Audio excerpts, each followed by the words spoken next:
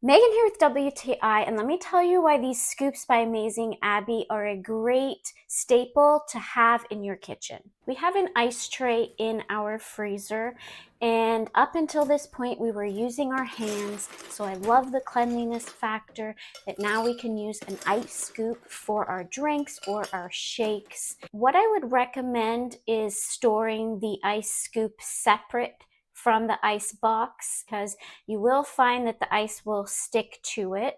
The handle is cold, but it's not so cold that it's impossible to use if you store it in your freezer for easy access. Now, I love the feature of the measurements on the back of the scoops, especially because I use the smallest one to feed my dog, and because she needs a certain amount of kibble when she eats, this is the perfect amount, the 5 ounces for me, which is about half a cup to feed her. The scoops have a really nice grip on the back, so if you're looking for some solid scoops in the kitchen, I really recommend these ones. I love the 3 different sizes and the measurements on the back of them, and that's my point of view.